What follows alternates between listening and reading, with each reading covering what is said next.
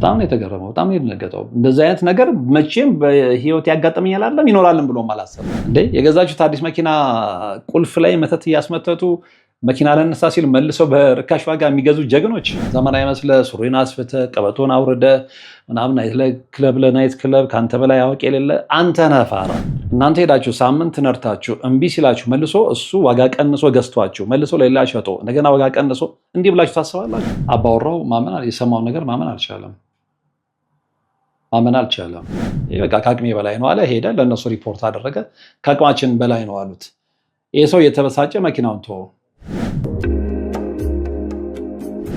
አባቶች ይጣራሉ፣ ነጠላ ጋርደን ነው የምንቀድሰው ይላሉ።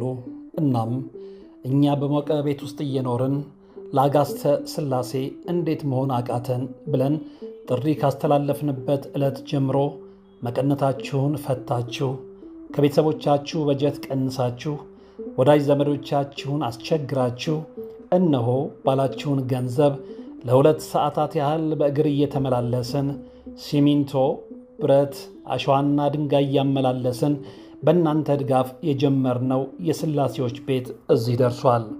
ለቀድሞ በሥላሴዎች ስም እያመሰገንን ለቀጣዩም እስክንፈጽመው ድረስ እንዳትተውን እየተማጸንን እንደጀመርነው በጋራ እንድንጨርሰው አደራ እንላለን።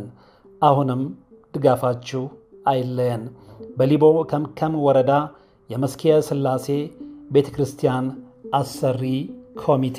ሰላም ጤና ይስጥልን። በሀገር ውስጥና በመላው ዓለም የምትገኙ ወደ ቻናል ተከታታዮች ዛሬም እግዚአብሔር ፈቅዶ ተገናኝተናል።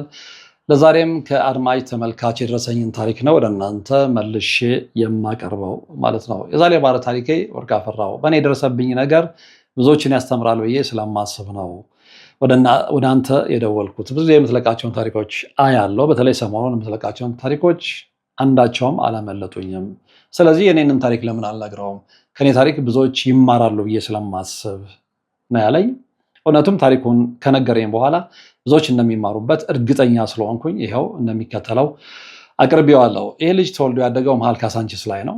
የራሱ የሆነ ስራ አለው። የ4 ልጆች አባት ነው። በትዳሩ ደስተኛ ነው። በስራው ደስተኛ ነው። በኑሮው ደስተኛ ነው። በልጆቹ ደስተኛ ነው። ስለዚህ ሰላማዊ ህይወት የሚመራ ወንድም ነው ማለት ነው። እና በአንድ ወቅት ያው ስራው እየሰመረለት ሲመጣ መኪና መግዛት ይፈልጋል። ስለዚህ ወደ አንድ የሚያውቀው የመኪና ሻጭ ድርጅት ይሄድና የመረጠውን አዲስ መኪና ይገዛና ወደ ቤቱ ይመጣል። ለቤተሰቡ አሳየተ፣ ቤተሰቡ ተደሰተ። ያው የፍንጠር ተባባሉ ምናምን። ያ ሴረሞኒ ያለፈ ያንን መኪና ለ10 ቀን ያህል ይነደዋል። ከዛ በኋላ ግን መኪናው አልንቀሳቀስ አለ እና በ10ኛው ቀን ላይ ወደ ስራው ሊሄድ ቢሞክረው ቢሰራው እምቢ ይለዋል እና ግራ ይገባዋል። ከዛ መካኒክ አምጥቶ አሳየው። አንድ አይደለም የተለያዩ መካኒኮችን አምጥቶ አሳየ። መኪናው በቃ ምንም ሊሰራ አልቻለም እና እነሱም ግራ ገባቸው። አዲስ መኪና ነው ግን የቱ ጋር ችግር እንዳለበት ሊያውቁ አልቻሉም። ሞተር ተመለከቱ፣ ያላዩት ነገር የለም አለ። ከአቅማቸው በላይ ሆነ። ከዛ ወደ መኪና ሻጭ ድርጅቱ ይደውልና እንደ መኪናው እኮ እንዲህ ቢያለኝ እና የሀገር መካኒክ አምጥቼ ነበረ ከአቅም በላይ ሆነ አልነሳም አለኝ። እንዴት እንደዛ ሊሆን ይችላል? እኔ እንጃ፣ እኔም ግራ ገብቶኛል። ስለዚህ በቃ ከድርጅታችን ተወካይ ሰው እንልካለን አሉ። ላኩ። ያ የተላከው ሰው መኪናውን ተመለከተው። መኪናው በቃ ያው አዲስ ነው እንግዲህ ገና 10 ቀን ነው የተነዳው። ከ10 ቀን በኋላ ነው እምቢ ያለው። ብዙ ነገር ተመለከተ፣ ብዙ ነገር ፈተሸ። ምንም ነገር እሱም ሊያገኝ አልቻለም። ይሄ በቃ ከአቅሜ በላይ ነው አለ። ሄደ ለእነሱ ሪፖርት አደረገ። ከአቅማችን በላይ ነው አሉት። ይህ ሰው የተበሳጨ መኪናውን ተወው። ግቢ ውስጥ ማለት ነው። በቃ ምን ያድርግ? መካኒክ መጥቶ አየው፣ ሊሰራ አልቻለም። ከገዛበት ድርጅትም ሰዎች መጥቶ አዩ፣ ምንም ማድረግ አልተቻለም። ስለዚህ የተበሳጨ በቃ ግቢ ውስጥ ትቶት ወደ በፊቱ የትራንስፖርት ተጠቃሚነቱ ሄደ። ግን በቃ በስጭት ውስጡ ገብቶ ነበር። ብዙ ብር ነው ያወጣው። ቀላል ብር አይደለም ያወጣው እና መበሳጨት ጀመረ። ስራው ቦታ ላይ ነው። ከዛ በፊት ምን ይሆናል? ልክ ይሄ በሆነ 15ኛው ቀን ላይ መኪናውን ይሸጡለት ድርጅት ባለቤቶች ይደውሉና መኪናው እንዴት ሆነ? ተንቀሳቀሰ? በፍጹም። ኧረ እና ምን አሰብክ? ምን አስባለሁ? ምን እንደማድረግ ግራ ገብቶኛል። እንግዲህ አዲስ መኪና ነው 10 ቀን እንደነዳሁት ነግሬያቸዋለሁ። ከዛ በኋላ ግን ሊንቀሳቀስልኝ አልቻለም። እና እንግዲህ ከአቅም በላይ ከሆነ በቃ እሸጠዋለሁ እንጂ ሌላ ምን አደርጋለሁ። እንዳልሸጥ ደግሞ የሚንቀሳቀስ መኪና አይደለም። ማንስ ነው የሚገዛኝ የማይንቀሳቀስ መኪና ይላቸዋል። ከዛ ችግር የለውም እንደዚህ አይነት ውሳኔ ላይ የምደርስ ከሆነ እኛ ዋጋ ቀንሰንም ቢሆን ከሸጥን ለዋጋ ቀንሰንም ቢሆን እኛ እንገዛለን። እንዴ ለምን በአዲስ እኔ የገዛሁበትን ዋጋ ታውቃላችሁ፣ የሸጣችሁት እናንተ ስለሆናችሁ። በዛ ዋጋ የምትገዙኝ ከሆነ ግዙኝ ነው። እንደዛማ እንዴት ይሆናል? የተወሰነ ቀን አንተ ጋር ቆይቷል፣ ስለዚህ እኛ ስለማያዋጣን የሚል ክርክር መጣ። ለማንኛውም በቃ አስተያየት አድርገንልህ ዋጋ ቀንሰን እንገዛሃለን። በቃ አማራጭ ከሌለኝ ምን አድርጋለሁ ይልና ይህንን እያሰላሰለ እያለ ብስጭት ውስጡ ይገባል። ወደ ስራው ቦታም ላይ ሲሄድ ባህሪው ይቀየራል። የሚያዩት ጓደኞቹ እና አንድ ጓደኛው ይከነክነውና ምን ሆነሃል? ስሙን ይጠራና ስሙን ለጊዜው ባልነግራችሁ መልካም ነው፣ የሰውየው ስም ምንም አስፈላጊ ስላልሆነ ማለት ነውና ምን ሆነ ነው ሰሞኑን የማይብህ ባህሪ ምናምን ሲለው የገጠመውን ነገር ይነግረዋል ለዚህ ጓደኛው። ምን እንዲህ መኪና ገዝቼ እንደዚህ ሆነ አሁን የነገርኳችሁም ታሪክ ማለት ነውና ጓደኛው ምን ይለዋል? እንዴ ኧረ ተው መኪና ገዝተህ እንደዚህ ሆነ መኪናውን የት ነው ያለው? ግቢ ውስጥ አቆሜዋለሁ። ስንት ቀን እንደው 10 ቀን መኪናውን ማየት አለብኝ ይላል። ለካ ይሄ ልጅ ከዛ በፊት የሚያውቀው ታሪክ አለው በጓደኛው ላይ የደረሰ ማለት ነው። ስለዚህ ምንም ስለ ጓደኛው ታሪክ ሳይነግረው መኪናውን ሄጄ የቆመበት ቤትህ መመልከት እና ምን ችግር አለው ይለዋል። ከዛ ይዞት ይሄዳል ቤት ያየዋል። እውነትም ሲሞክረው አይነሳም። ቀጥታ የደወለው አንድ የሚያውቃቸው አባት ጋር ነው። አባ ፈልጌዎት ነበረ። ለምን እንዲህ በቃ እሺ ተቀጣጠሩ። ይዘው መጡ። እኛ አባት ጎበዝ አባት ናቸው። መጡ፣ ጸሎት አደረጉ። አሁን ይሄ አንዳንድ ጊዜ ኢትዮጵያ ውስጥ ብዙ ጊዜ እላለሁ ያልተነገረ እንጂ ያልተደረገ ነገር የለም ምናምን። ይሄ ነው የለመድነው መጣን እንጂ ብዙ የሚያስደንቁ ነገሮች ግን ይፋ ያላወጣናቸው ብዙ ታሪኮች አሉ። ቆሻሻ ታሪኮች፣ ጥቁር ታሪኮች፣ አሳፋሪ ታሪኮች ብዙ ያልወጡ በቃ በየቤቱ የሰውን ልብ እያቆሰሉ የተደፈኑ ታሪኮች አሉ። ይሄ ከነዛ መካከል አንደኛው ነው። እንደውም ይሄ እግዚአብሔር ደርሶለታል በጓደኛው በኩል ያን ያህል ገንዘብ አውጥቶ ሊያም ደግሞ ከልጆቹ ጉሮሮ ብሎ ከዛም እንግዲህ የሆነ ነገር ስታደርጉ ገንዘቡን ከየት እንደምታመጡት ታውቁታላችሁ። ግን እግዚአብሔር በጓደኛው በኩል በቃ ምክንያት ሆኖ ጓደኛውን ልኮለታል። ከዛ መጡ፣ ጸሎት አደረጉ፣ መኪናውን ጸበል ረጩ፣ ሞክረው ተባለ። ሲሞክረው መኪናው ተነሳ። በጣም ነው የደነገጠው።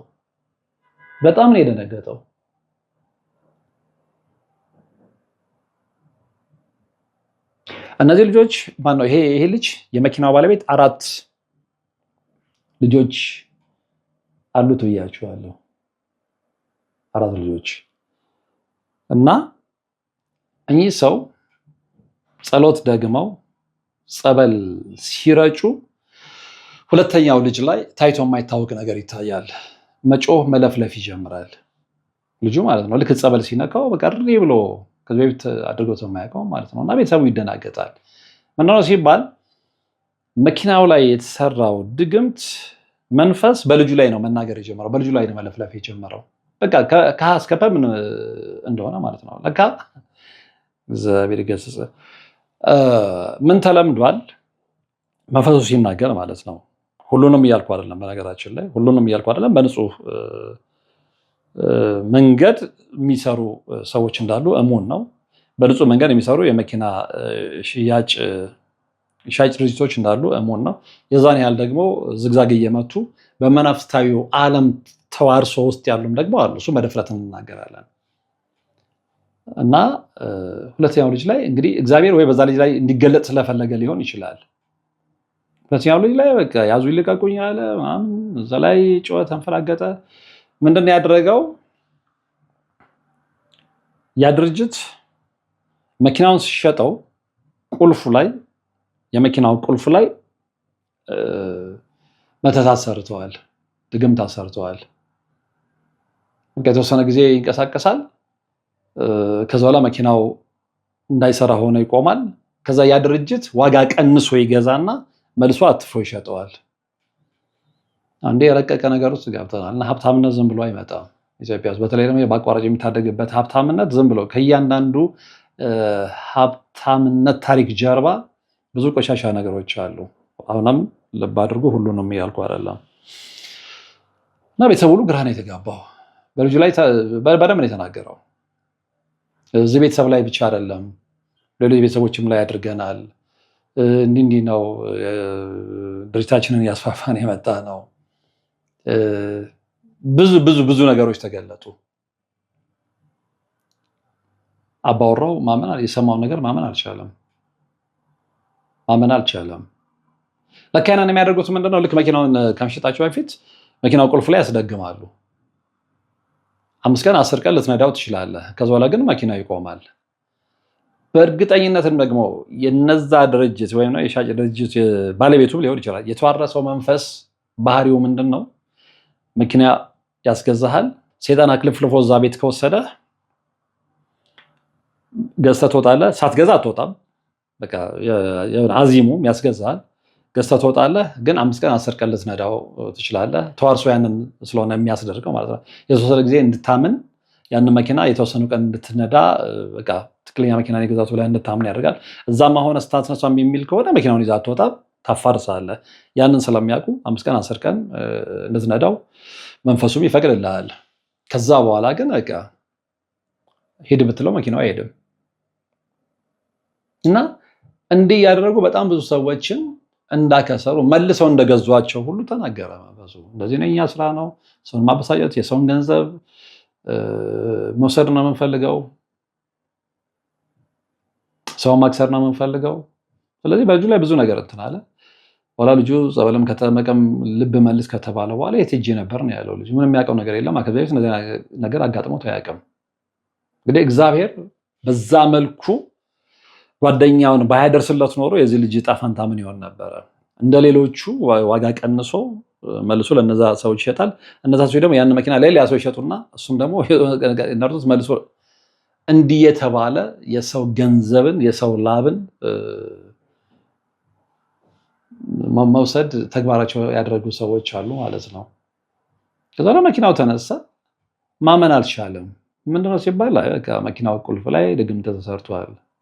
ለምንድነው ድግምት የተሰራው? እንደሰማው ነው። መንፈሱ ሲናገር ሰምተህ የለ? ዋጋ ቀንሰህ ትሸጣለህ፣ አማራጭ የለህም። እነሱ ይገዙሃል፣ መልሰው ደግሞ አትርፈው ሌላ ሰው ይሸጣሉ። ስለዚህ ያም ሰውዬ ደግሞ እንዳንተ የተወሰነ ጊዜ እንትን ይላል፣ ከዛ መልሶ ለነሱ ይሸጥላቸዋል። ይሄ ሩቲን ህይወት ነው። ስለዚህ የሚያደርጉ በአንድ መኪና ከብዙ ሰው የብዙ ሰው ገንዘብን እየወሰዱ ሀብታቸውን ያደራጃሉ፣ ገንዘባቸውን ያከማቻሉ። ያለው እውነት ነው፣ ያለው እውነት ይሄ ነው። በጣም ነው የተገረመው፣ በጣም ነው የደነገጠው። እንደዚህ አይነት ነገር መቼም በህይወት ያጋጥመኛል አይደለም ይኖራልን ብሎም አላሰበም። በኋላ ጓደኛው እንደዚህ አይነት ነገር ግን እንዲጠርጥረህ መኪናውን መታየተ እንዴት እሳቸው ጋር ልደውል ቻልክ አለው። ከዚህ በፊትም አንድ ጓደኛ ላይ እንደዚህ ነገር ሀፕን አድርጓል። የሱ ግን የታወቀው በምንድን ነው? ያ ልጅ በጣም መንፈሳዊ ልጅ ነው። የዚህኛው ጓደኛው የባለ ታሪካችን ጓደኛ ማለት ነው። በጣም መንፈሳዊ ልጅ ስለሆነ መኪና ይገዛና በአጋጣሚ ደግሞ ከዚሁ ድርጅት ነው የገዛው። መኪና ይገዛና እሱን ደግሞ 10 ቀን አልነዳውም፣ 1 ሳምንት ነው የነዳው። 7 ቀን ነው ምናምን ይነዳውና ሲለው እምቢ ይለዋል። አልደነገጠም።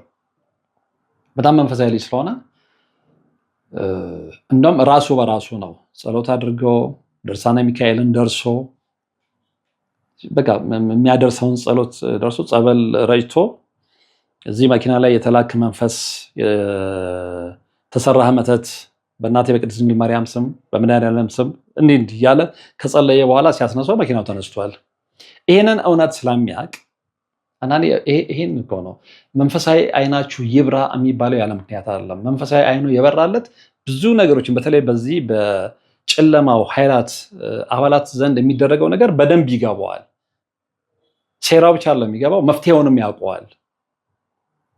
ስለዚህ ከዛ ልምድ ላይ ተነስቼ ያልኩ ስለተጠራጠርኩ ነው። በጓደኛዬ ላይ የደረሰ ነገር ስለሆነ ነው። እንደውም እዛ ሆኖ ስልክ ደወለና ጓደኛው ጋር ያለውን ነገር ታሪክ ነገረው እና ያኛው በጣም እስኪገረም ድረስ ማለት ነው። ኧረ ተው በእኔ ላይ የሆነው ደግሞ ሌላ ሰው ላይ ሆነ። እንግዲህ እግዚአብሔር ይድረስላችሁ ከማለት ውጭ ምን ሊባል ይችላል? ልክ ይሄ ከሆነ በኋላ አላመንኩም አለ። አሁንም የሚገርምህ በተለይ እስከ ሳምንት ድረስ እንደዛ እሳቸው መጥተው ጸሎት አድርሰው ድርሳነ ሚካኤል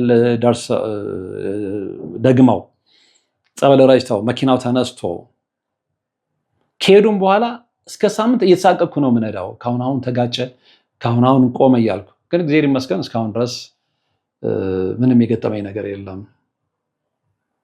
እና አሁን ልክ እሳቸው መጥተው መኪናው በአዲስ መልክ መስራት ከጀመረ ምን ያህል ጊዜ ሆነው ብዬው ነበረ። ኦልሞስት 8 ወር አልፎታል። እስካሁን ምንም ነገር አላየሁበትም። ከዚህ የተረዳሁት ምንድን ነው? በድግምት አዎ መኪና ይቆማል። ከቤትም አይቻለሁ። እንደውም በአንድ ወቅት ምናልባት ብዙዎቻችሁ ልታስታውሱ ትችላላችሁ። አንድ ሰው ውጭ ነበር ይመስል ውጭ ኦር ክፍለ ሀገር ረዘም ያለ ጊዜ ስለሆነ ዘንግቼው ሊሆን ይችላል እና እሱ በሄደ ጊዜ አባወራው ለስራ ውጭ ኦር ሀገር ውስጥ ለስራ በሄደበት ጊዜ መኪናውን እምቢ ብሎ ግቢ ውስጥ ቆሞ ነበር። ነገር ግን በጸሎት በጸበል ያ መኪና ከተነሳ በኋላ ያን መኪና ለምስክርነት ይዞት መጥቶ ግቢ ውስጥ አቆመ። መልአከ መንክራት አስተምረው መኪናው እዚህ አለ እስኪ ዘሆና ተብሎ መኪናውን ሁሉ አስነስቶ ወደ እሳቸው ይዞት ሲመጣ ይቻላል። ያ መኪና ግን ረጅም ጊዜ በመተት የቆመ መኪና ነበረ። ከዛ በኋላ ጸሎት ተደርጎ ጸበል ተረይቶ ሚስትየው ትመስለኛለች ካልተሳሳትኩኝ፣ የቆየ ታሪክ ስለሆነ ነው። ያንን መርሃ ግብር ያያችሁ ታስታውሳላችሁ ብዬ አስባለሁና ሲነሳ ሴትዮዋ ማመን ሁሉ አቅቷት ለባሏ ደውላ ባሏ መጥቶ እስኪመለከት እንዳላመነ በኋላ ግን መጥቶ ሲያስነሳው እንደተገረመ አስታውሳለሁና መኪናውንም መልአከ መንክራት ይዘውና ብለው በጉባኤ ፊት ሲያንቀሳቅስ ተመልክቻለሁና እንዲህ አይነት የክፋት ዓለም ውስጥ ያለ ነው። እንዲህ አይነት የክፋት ሀገር ውስጥ ያለ ነው። አሁን ይህንን ምን ብላችሁ ነው የምታስቡት? ምን ብላችሁ ነው የምትገምቱት? መኪና የገዛችሁበት ድርጅት ረቆ ሄዶ ቁልፍ ላይ አስደግሞ እናንተ ሄዳችሁ ሳምንት ነርታችሁ እምቢ ሲላችሁ መልሶ እሱ ዋጋ ቀንሶ ገዝቷችሁ መልሶ ለሌላ ሸጦ እንደገና ዋጋ ቀንሶ እንዲህ ብላችሁ ታስባላችሁ? በፍጹም። ግን ሰዎች የክፋታቸው ልክ በዚህ ደረጃ ረቋል። የክፋታቸው ልክ በዚህ ደረጃ አድጓል። የክፋታቸው ልክ በዚህ ደረጃ ልክ እንደ ሰይጣን ስራ ረቋል። እና እባካችሁ መኪና ስትገዙ ተጠንቀቁ። ምን ያድርጉ ብየው ነበር። እንደውም ያለምንም ጥርጣሬ አዲስም መኪና ቢሆን ሲገዙ እኔ ከምሬ ነው የምልህ፣ ንስሐ አባት የሌለው ክርስቲያን የለም። ንስሐ አባቱን አምጥቶ የመኪናውን ቁልፍ መኪናውንም ጸበል ያስረጭ ነው ያለው። ያስባርክ፣ በቃ ሳያስባርክ መኪናውን አይንዳ፣ ሳያስባርክ መኪናውን አያንቀሳቅስ፣ ጸበል ሳያስረጭ መኪናውን አያንቀሳቅስ። አሁን ይሄ ለአንዳንዶች በነገራችን ላይ አሁን በጣም ሰልጥነናል፣ በጣም ዘምነናል የሚሉ ቤተክርስቲያን መሄድን፣ ነጠላ መልበስን፣ ጸበል መጠመቅን እንዲህ አይነት ነገሮችን እንደ ፋርነት ነው። እንደውም ፋራው አንተ ነህ። ዘመናዊ መስለህ ሱሪን አስፍተህ ቀበቶን አውርደህ ምናምን ናይት ክለብ ከአንተ በላይ አዋቂ የሌለ አንተ ነህ ፋራ። እግዚአብሔርን የሚያውቅማ ፋራ አይደለም። እግዚአብሔርን የሚያውቅ ብልህ ነው። እግዚአብሔርን የሚያውቅ ጠቢብ ነው። እናም ጠቢብ ነው። እግዚአብሔርን የሚያውቅ በእግዚአብሔር በደንብ የገባው ሰው ጠቢብ ነው። ስለዚህ እያንዳንዱ እንቅስቃሴያችን ከእግዚአብሔር ጋር ሊሆን ይገባል። ምክንያቱም ይኸው በዚህ ደረጃ እየመጡብን ነው። በምንገዛቸው ነገሮች ላይ ሁሉ እየመጡብን ነው። እኔ እንደውም አሁን እሱ የመኪናውን ታሪክ ነገረኝ እንጂ እያንዳንዱ ምንም ነገር ስንገዛ፣ ቤትም ስንገዛ፣ ኢቭን መኪና አይደለም ቤትም ስንገዛ ቤታችንን በደንብ ማስረጨት አለብን። በደንብ ጸበል ማስረጨት አለብን። እኔ እንደዛ ነው የማምነው።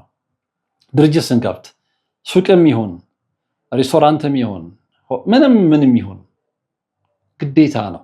ሰዎች ግዴታ ነው። አሁን እያንዳንዱ እንቅስቃሴ እያንዳንዱ ተግባራችን ላይ ክፉ ሰዎች አሉ፣ ክፉ መናፍስት አሉ። እነዛን ክፉ መናፍስት ደግሞ ከጸሎት ውጪ ከጸበል ውጪ በምንም ልታርቋቸው አትችሉም። ይኸው በመኪና መጡባችሁ እኮ፣ በመኪና ቁልፍ መጡባችሁ እንዴ! የገዛችሁት አዲስ መኪና ቁልፍ ላይ መተት እያስመተቱ መኪና ለነሳ ሲል መልሰው በርካሽ ዋጋ የሚገዙ ጀግኖች እዚህ ደረጃ ላይ ደርሰናልና እባክህ ወርቅ አፈራው ላይ የደረሰ ታሪክ ስለሆነ ሌሎች የሚማሩበት ከሆነ የሚጠቅማቸው ከሆነ መልሰህ ለአድማጭ ተመልካቾች ለጥንቃቄ ይሆን ዘንድ ተናገር ስላለኝ ይኸው ተናግሬያለሁ። በእርግጥም ደግሞ ትልቅ አስተማሪ ታሪክ ነው። ትልቅ አስተማሪ ገጠመኝ ነው። ብዙዎቻችሁ ትማሩበታላችሁ፣ በተለይ መኪና የምትገዙ ብዬ አስባለሁ። ግን ከመኪናው ባሻገር እንደነገርኳችሁ ምንም ነገር ስትገዙ ግድ የለም ትንሽ የሚሆን ትልቅ ነገር ዋጋ እንዲኖረው ከእናንተ ጋር እንዲቆይ በትክክለኛው ደግሞ የተባረከ የእናንተ ንብረት ይሆን ዘንድ አስባርኩ። ማስባረክ ጸጋ ነው፣ በረከት ነው። ይህ ፋርነት አይደለም። አንዳንዶች ምንም ስልክም ገዝታችሁ አዲስ ስልክ ገዝቻለሁና አባቴ ባርኩልኝ ስትሉ እንደ ጅል የሚያዩአችሁ ሰዎች አሉ። ጅሎቹ እነሱ ናቸው፣ እናንተ አይደላችሁም። ምክንያቱም እያንዳንዱ ነገር ላይ እግዚአብሔርን ካላስገባችሁ ያ ንብረት የእናንተ አይደለም፣ እንደውም ይዟችሁ ነው የሚጠፋው። ስለዚህ ጥንቃቄ ልታደርጉ ይገባል ለማለት ነው። ይህን ታሪክ ያደረስኳችሁ ወንድሜ እናመሰግናለን። አዎ ብዙዎች ተምሩበታል ብዬ አስባለሁ። ይህን ታሪክ ያደረስከን ወንድም በድጋሚ ምስጋና ይገባል። እንግዲህ ዛሬ ታሪክ የተከታተላችሁት ነበረ። በቀጣይ በሌላ ታሪክ ነው የምንገናኘው። እስከዛው ግን በያላችሁበት ሰላም። ያም ሆኖ እንደዚህ አይነት አስተማሪ ታሪክ ያላችሁ አድርሱኝ፣ መልሼ ሌሎችን አስተምርበታለሁ ማለት ነው። በድጋሚ ሰላም። አባቶች ይጣራሉ፣ ነጠላ ጋርደን ነው የምንቀድሰው ይላሉ። እናም እኛ በሞቀ ቤት ውስጥ እየኖርን ለአጋዕዝተ ሥላሴ እንዴት መሆን አቃተን ብለን ጥሪ ካስተላለፍንበት ዕለት ጀምሮ መቀነታችሁን ፈታችሁ፣ ከቤተሰቦቻችሁ በጀት ቀንሳችሁ፣ ወዳጅ ዘመዶቻችሁን አስቸግራችሁ እነሆ ባላችሁን ገንዘብ ለ2 ሰዓታት ያህል በእግር እየተመላለስን ሲሚንቶ፣ ብረት፣ አሸዋና ድንጋይ እያመላለስን በእናንተ ድጋፍ የጀመርነው የሥላሴዎች ቤት እዚህ ደርሷል። ለቀድሞ በሥላሴዎች ስም እያመሰገንን ለቀጣዩም እስክንፈጽመው ድረስ እንዳትተውን እየተማጸንን እንደጀመርነው በጋራ እንድንጨርሰው አደራ እንላለን። አሁንም ድጋፋችሁ አይለየን። በሊቦ ከምከም ወረዳ የመስክየ ሥላሴ ቤተ ክርስቲያን አሰሪ ኮሚቴ